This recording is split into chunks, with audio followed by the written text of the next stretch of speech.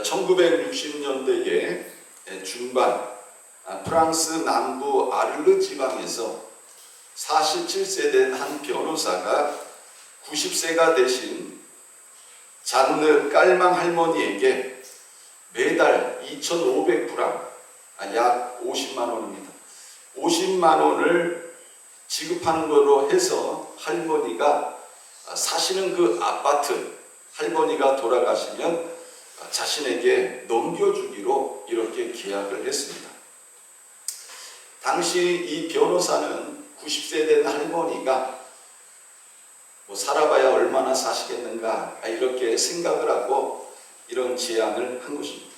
그래서 내가 싼 값에 할머니 집을 살 수 있을 것이다 생각을 하고 이런 계약을 제안했습니다. 그런데 할머니도 무슨 연유에서든지 모르겠지만 할머니도 계약에 응한 것입니다. 어떤 일이 일어났을까요?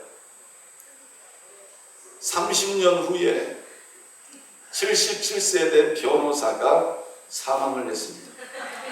변호사가 죽은 지 2년 후에 잔느 할머니도 돌아가셨습니다. 계약서대로 이 변호사의 유족들은요, 할머니가 돌아가실 때까지 계속해서 2,500프랑을 드렸습니다. 결과적으로 할머니가 돌아가실 때의 아파트 가격보다 2배의 돈을 더 드리게 되었습니다. 할머니가 돌아가신 1997년도에 1억 원 가치의 아파트를 32년 전부터 매달 2,500프랑씩 총 2억 원 이상을 지급한 것으로 추정이 되었습니다. 결국 변호사는요, 자신의 계획을 이루지 못하고 먼저 죽었습니다. 잠언 16장 9절 말씀에 사람이 마음으로 자기의 길을 계획할지라도 그의 걸음을 인도하시는 분은 여호와시니라 이렇게 말씀하고 있습니다. 사랑하는 성도 여러분, 우리 인간의 생사법을 주장하시는 분이 누굽니까? 하나님이십니다. 우리도 우리의 인생을 이끌어 가시고 인도하시는 분이 하나님임을 우리는 알아야 하는 것입니다. 이것을 깨닫고 살아갈 때 우리 인생이 복된 삶이 되는 줄 믿으시길 바랍니다. 사도 바울이 고린도에서 1년 6개월간을 머물면서 하나님의 말씀을 전했습니다. 그런데 갈리오라는 새로운 총독이 부임하게 됩니다. 이 기회를 틈타서 유대인들이 이 갈리오 총독에게 사도 바울을 고발을 합니다. 이 사람은 율법을 어기면서 하나님을 경외하라고 사람들을 권유한다면서 사도 바울을 고발을 했습니다. 총독 갈리오가 사도 바울을 고발한 유대인들에게 이렇게 이야기를 합니다. 이것이 만일 무슨 부정한 일이나 또 불법을 행한 것이라면 내가 너희 말을 들어주겠지만 만일 문제가 언어와 명칭과 너희 법에 관한 것이면 너희가 스스로 처리하라. 나는 이런 일에 재판장 되기를 원치 않는다면서 유대인들을 법정에서 내쫓았습니다. 총독의 이런 결정에 유대인들이 화가 났습니다.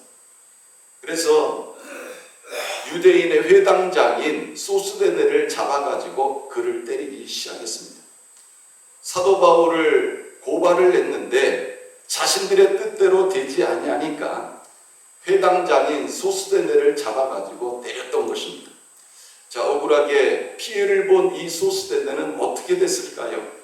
고린도전서 1장 1절에 보면 하나님의 뜻을 따라 그리스도 예수의 사도로 부르심을 받은 바울과 형제 소스데네는 이렇게 말씀하고 있습니다. 소스데네는 애매하게 받는 이 고난을 어떤 기회로 활용했느냐? 바로 하나님의 나라를 위하여 충성하는 기회로 잡았다는 것입니다. 그래서 사도 바울이 고린도전서 1장 1절에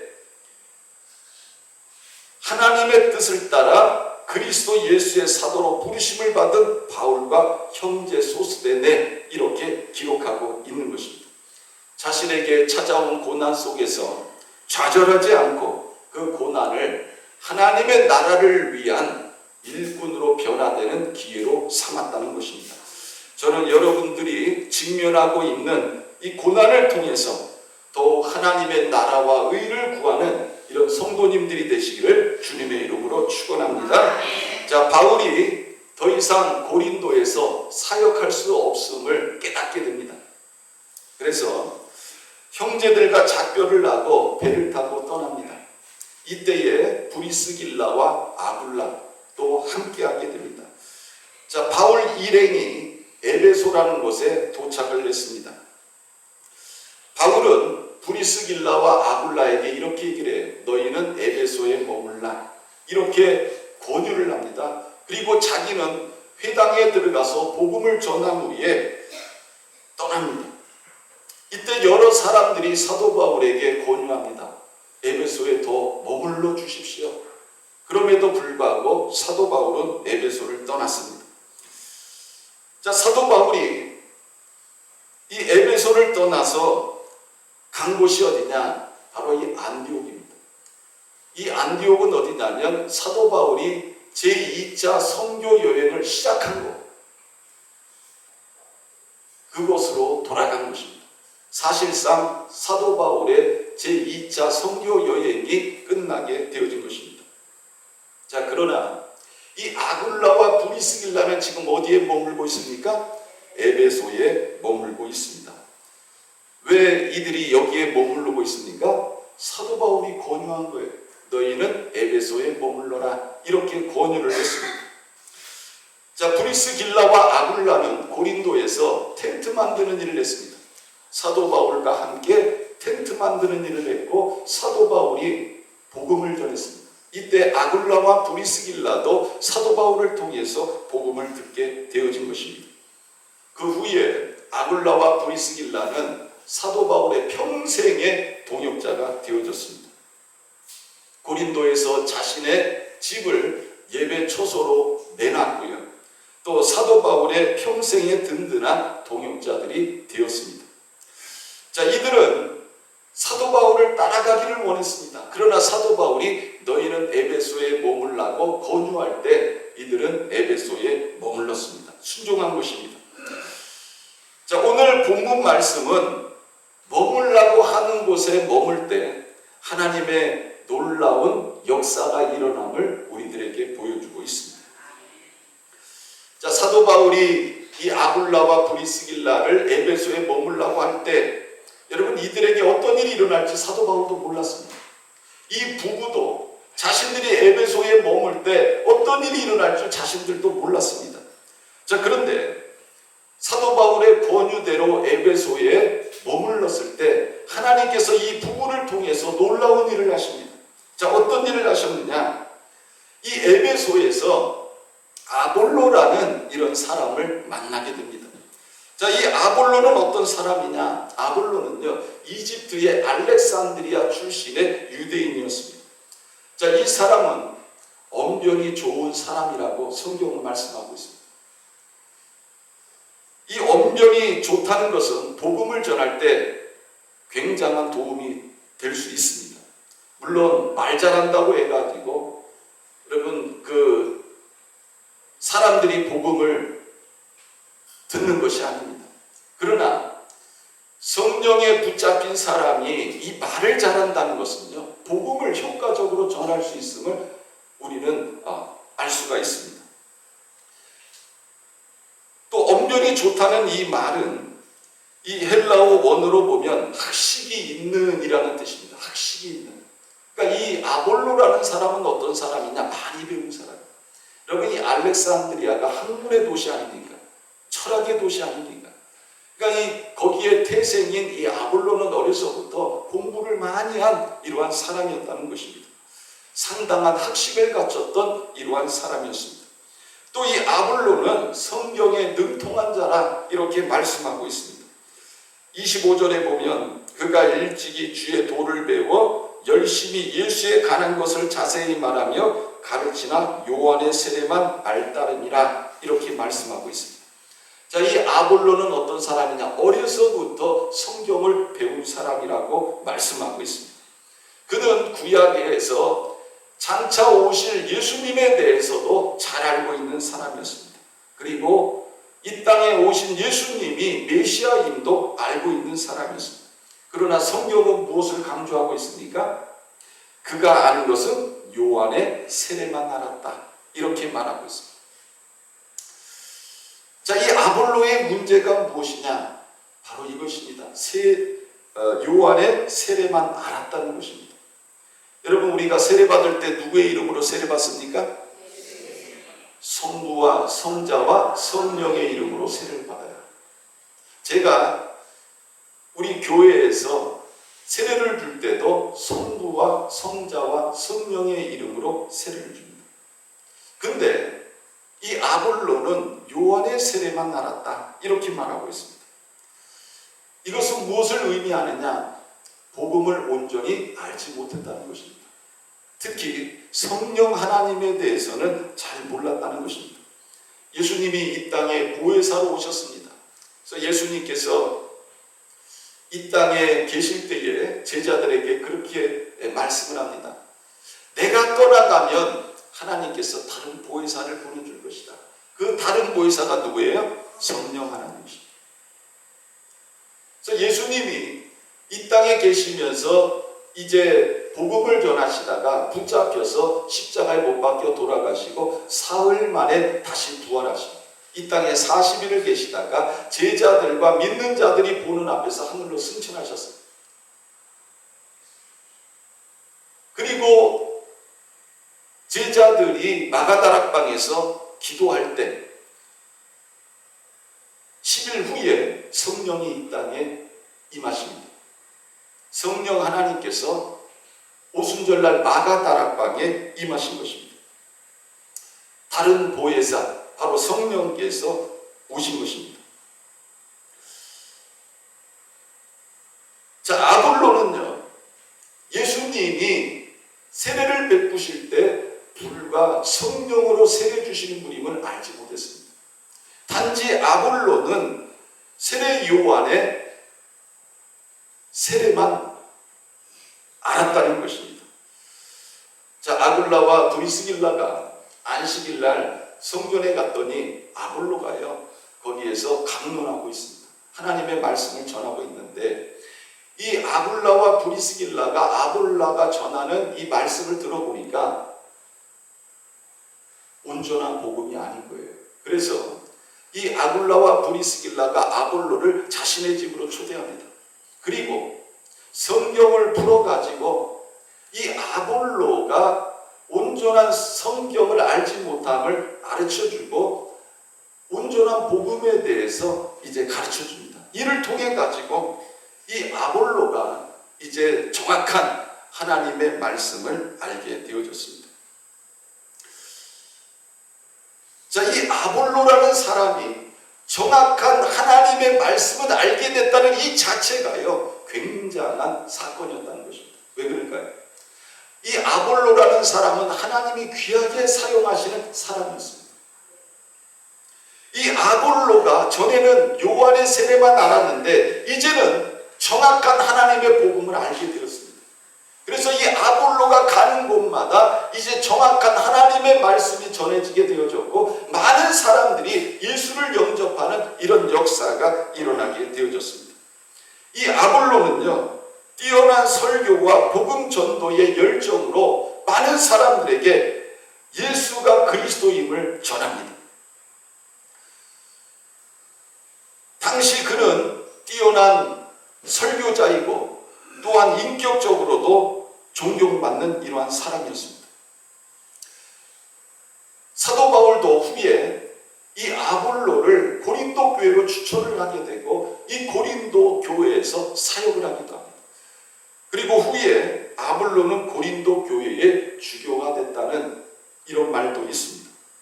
자, 이처럼 이 위대한 이 아볼로라는 이 사람이 어떻게 온전한 복음주의자로 탄생했습니까? 사도 바울이 아굴라와 브리스길라를 에베소에 머물라고 권면할 때 이들이 사도 바울의 그 권면을 듣게 되어졌고 이들이 에베소에 머물게 되어졌을 때 누구를 만난 거예요? 이 아볼라를 만나게 되어진 것입니다.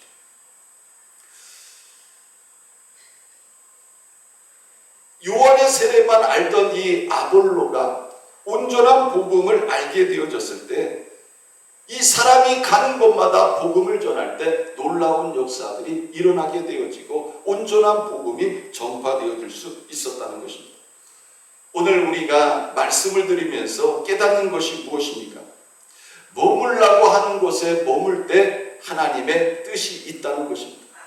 하나님이 우리에게 머물라고 하시는 곳에 머물 때에 하나님이 나를 사용하신다는 것입니다.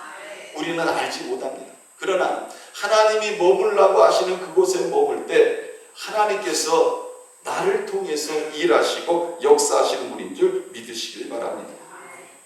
자, 사도 바울이 자신들을 에베소에 머물라고 할 때 아마 이들도 섭섭했을 것입니다. 성경에 보면 여러 사람들이 사도 바울에게 더 오래 있기를 청할 때에 이런 말씀이 나옵니다. 아마 이 사람들 속에 아굴라와 브리스길라도 포함되어졌을 것입니다.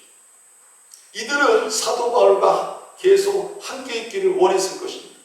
그러나 사도 바울이 당신들은 에베소에 머무십시오 할 때에 섭섭했지만 이들은 순종했습니다.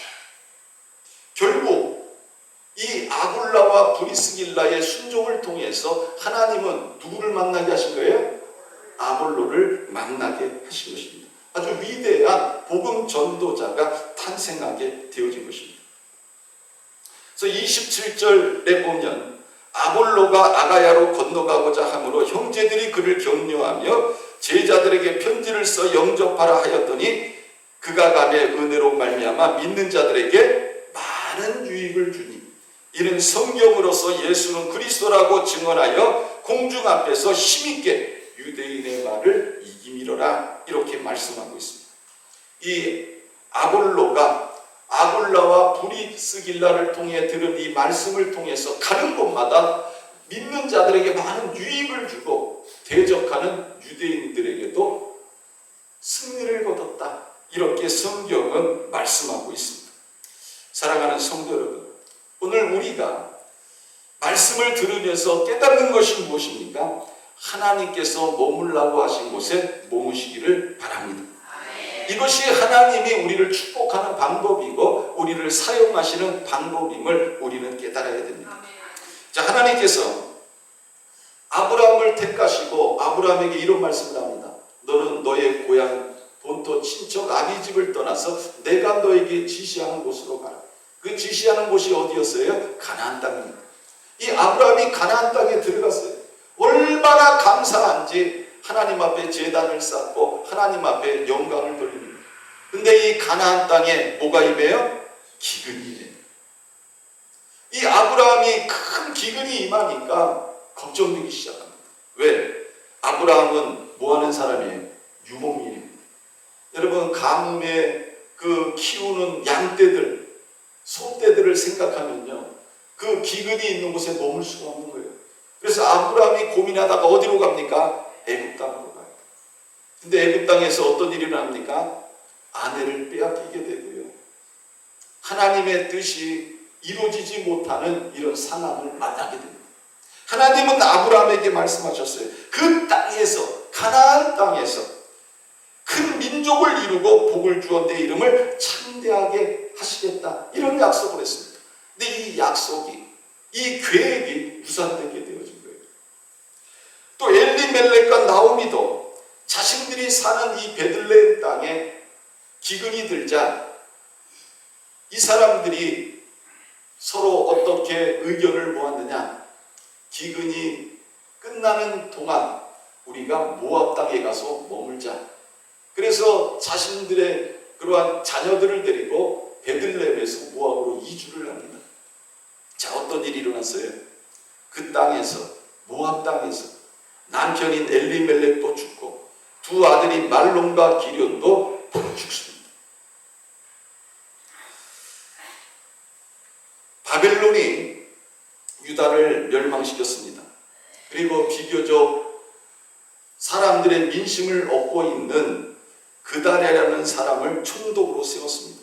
그런데 이스마엘과 그의 추종자들이 총독인 그다랴를 미워합니다. 그래서 그다랴와 그와 함께 있는 유대인들과 또 그들과 함께 있던 바벨론 사람들을 다 죽여버립니다. 그때에 이 요하난과 그와 함께 있는 사람들이 이스마엘이 바벨론 왕이 세운 총독인 그다랴를 죽였으므로 바벨론 왕이 복수하지 않을까 두려워하기 시작합니다. 이들은 예레미야에게 묻습니다.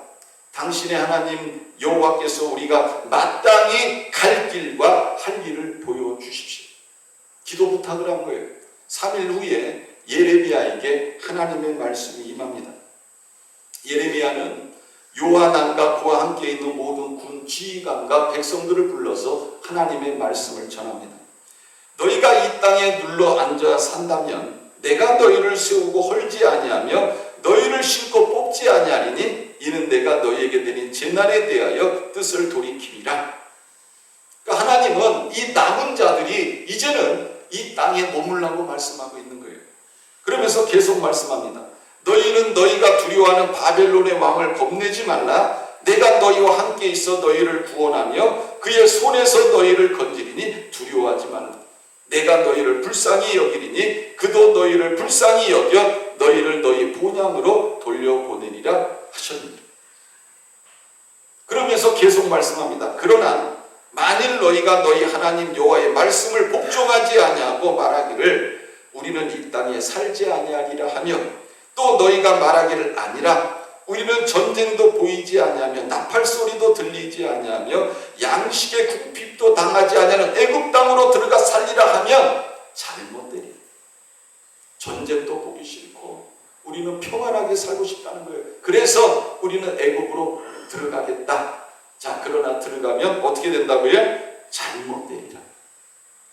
너희 유다의 남은 자여 이제 여호와의 말씀을 들으라. 만군의 여호와 이스라엘의 하나님께서 이와 같이 말씀하시되 너희가 만일 애굽에 들어가서 거기에 살기로 고집하면 너희가 두려워하는 칼이 애굽 땅으로 따라가서 너희에게 미칠 것이요 너희가 두려워하는 기근이 애굽으로 급히 따라가서 너희에게 임하리니 너희가 거기에서 죽을 것이라. 너희가 애굽에 들어가면 뭐가 따라가요? 두려워하는 칼이. 또 뭐가 따라가요? 두려워하는 기근이. 어디까지 따라간다는 거예요? 애굽까지 따라간다는 겁니다. 무릇 애굽으로 들어가서 거기에 머물러 살기로 고집하는 모든 사람은 이와 같이 되리니 곧 칼과 기근과 전염병에 죽을 것인즉 내가 그들에게 내리는 재난을 벗어나서 남을 자 없으리라. 만군의 여호와 이스라엘의 하나님께서 이와 같이 말씀하시되 나의 노여움과 분을 예루살렘 주민에게 부은 것 같이 너희가 애굽에 이를 때에 나의 분을 너희에게 부으리니 너희가 가증함과 놀램과 저주와 치욕거리가 될 것이라 너희가 다시는 이 땅을 보지 못하리라 하시리라. 유다 나라가 멸망한 다음에 남은 자들에 향한 하나님의 뜻은 뭐냐? 두 가지입니다. 하나는 뭐예요? 따라해보세요. 유다 땅에 머물라. 바벨론의 포로로 끌려간 사람들 말고 남아있는 사람들은 어디에 머물라는 거예요? 유다 땅에 머물라. 두 번째가 뭐냐? 바벨론 왕을 섬기라는 겁니다. 애굽에 가지 말라는 거예요. 바벨론 왕을 섬기라는 거예요. 자, 그런데 하나님께서 예레미야를 통해서 하나님의 뜻을 묻는 이 남은 자들에게 하나님의 말씀을 전해 주었습니다. 그런데 이 남은 자들이 어떻게 합니까? 곧 남자와 여자와 유아와 왕의 딸들과 사령과 느부사라단이 사반의 손자 아이감의 아들 그데랴에게 맡겨둔 모든 사람과 선지자 예레미야와 네리야의 아들 바룩을 거느리고 애굽 땅에 들어가 다바네스에 이르렀으니 그들이 여호와의 목소리를 순종하지 아니함이로라. 그러니까 이 남은 자들이요 하나님의 말씀을 들었음에도 불구하고 어디로 간 거예요? 애굽 땅으로 가요. 들어갈 때 누구를 잡아갑니까? 예레미야하고 바룩. 이 예레미야가 말을 하면 기록했던 이 바룩을 같이 데리고 애굽으로 들어가게 됩니다. 여러분 어떤 일이 일어났을까요? 하나님께서 애굽으로 피신한 이 유대들만 친 게 아니라 하나님이 어디까지 쳐요? 애국까지 쳐요. 바벨론을 통해서 하나님의 애국을 치십니다. 이게 성경에 그대로 기록이 되어져 있습니다. 그래서 결국 애국도 누구에게 멸망을 해요? 바벨론에게.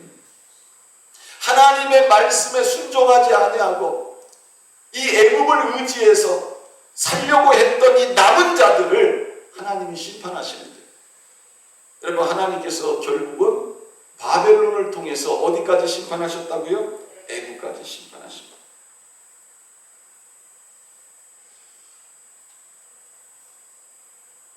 자, 그런데 창세기 26장에 보면 이 이삭의 기근 때에 하나님 말씀에 순종함으로 인하여 받은 이 축복의 사건들이 기록이 되어져 있습니다. 자, 이 이삭이 흉년이 드니까 애굽으로 내려가려는 이런 생각을 했어요. 그래서 블레셋 왕 아비멜렉에게 갑니다. 근데 그때 하나님께서 이삭에게 나타나셔서 이렇게 말씀을 하세요. 애굽으로 내려가지 말고 내가 내게 지시하는 땅에 거주하라. 이 땅에 거류하면 내가 너와 함께 있어 내게 복을 주고 내가 이 모든 땅을 너와 내 자손에게 주리라. 내가 내 아버지 아브라함에게 맹세한 것을 이루어 내 자손을 하늘의 별과 같이 번성하게 하며 이 모든 땅을 내 자손에게 주리니 내 자손으로 말미암아 천하 만민이 복을 받으리라. 이삭이 기근으로 인해서 애굽으로 피신하려고 했어요. 그런데 하나님이 아시고 이삭에게 나타나셔서 애굽에 내려가지 마라. 너 그냥 이 땅에 머물러. 이 땅이 어디에? 가나안 땅. 너 이 가나안 땅에 머물러. 그러면 내가 너에게 복을 줄 거야. 이렇게 말씀하신 거예요. 자, 이삭이 어떻게 합니까? 이삭이 그 땅에서 농사하여 그에게 100배나 얻었고, 여러분, 지금 심각한 기근이 들었는데 그 땅에 머물러서 뭘 했어요? 농사를 졌는데 그 해에, 기근이 든 해에 몇 배의 결실을 얻었어요? 100배의 결실. 놀라운 일이에요. 여러분, 우리나라 IMF 왔을 때 공통적으로 사람들이 하는 이야기가 뭐였어요? 힘들다, 어렵다, 죽겠다. 맨날 텔레비에 나온 게 뭐예요? 기업 합병.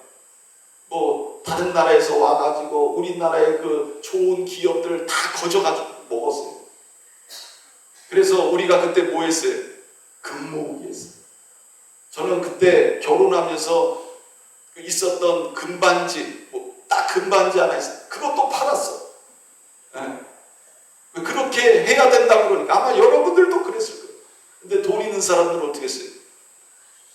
오히려 막 금 사 모았어. 네. 그렇게 해야 되는 줄 알았잖아요. 근데 그런 가운데서도 IMF가 온 가운데서도요, 오히려 돈을 많이 번 사람들이 있어요. 축복받은 사람들이 있더라고. 그러니까 여러분, 이삭도 우리가 상상할 때 기근이 들었어요. 아이, 무슨 농사를 져. 근데 이삭은 어떻게 한 거예요? 하나님의 말씀을 믿고 농사를 지은 거예요. 그랬더니 하나님께서 그 해에 몇 배의 결실을 주셨어요? 100배의 결실을 주셨다. 그래서 여호와께서 복을 주심으로 그 사람이 창대하고 왕성하여 마침내 거부가 되어 양과 소가 때를 이루고 종이 심이 많았다. 여러분, 복은 누가 주시는 거예요? 하나님이 주시는 거예요. 하나님 말씀에 순종했더니 하나님이 복을 주신 거예요. 그래서 마침내 거부가 됐다. 이렇게 말씀하고 있습니다. 사랑하는 성도 여러분, 우리가 인생을 살아가면서 중요한 것이 뭐냐? 하나님 말씀대로 살아야 된다는 것입니다. 하나님이 머물라고 하신 곳에 내가 머물러야 돼. 하나님의 마음이 있는 곳에 내가 내 마음을 거기에 두어야 돼. 하나님의 시선이 있는 곳에 내 시선도 거기에 두어야 되는 것입니다. 그럴 때 하나님의 역사가 일어납니다. 여러분, 에베소에서 이 아볼로를 만날 것이라고 아굴라와 브리스길라가 생각했겠습니까? 그런데 아굴라와 브리스길라가 순종하니까 하나님이 아볼로라는 사람을 만나게 하시고 그 사람에게 온전한 복음을 전하게 하십니다. 여러분, 이 아볼로라는 사람이 곳곳을 다니면서 놀라운 사역을 감당하게 되어집니다. 여러분, 우리는 어떤 삶을 살아야 됩니까? 하나님이 머물라고 하신 곳에 머물러야 됩니다. 하나님이 머물라고 하신 곳에 머물 때에 하나님의 은혜가 있고 축복이 있고 미래가 있고 하나님의 역사가 있고 하나님의 능력이 나타나는 줄 믿으시기를 바랍니다.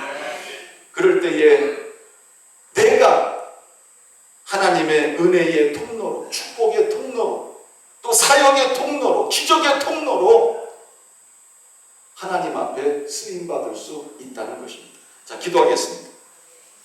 사랑과 은혜가 풍성하신 하나님 아버지, 고맙고 감사합니다. 오늘 우리가 말씀을 들을 때 하나님께서 머물라고 하신 곳에 머물 때 하나님께서 순종한 아굴라와 브리스길라를 사용하시는 것을 우리가 보게 됩니다. 하나님, 오늘날도 우리가 인생을 살아가면서 얼마나 내가 생각하며 계획하며 또 열심을 내는 줄 모릅니다. 그런 인생을 모든 사람들이 다 살고 있습니다.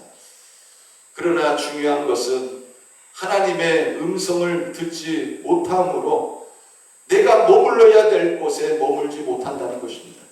하나님, 우리들은 하나님이 머물라고 하시는 곳에 머물게 하시고 하나님의 마음이 있는 곳에 내 마음이 있게 하시고 하나님의 눈이 있는 곳에 내 마음도 있게 하여 주옵소서. 그러므로 하나님의 손에 붙들려 하나님 앞에 귀하게 쓰임받을 수 있는 하나님의 사람들 되게 하여 주옵소서. 감사드리며 살아계신 예수님의 이름으로 기도드렸습니다. 아멘.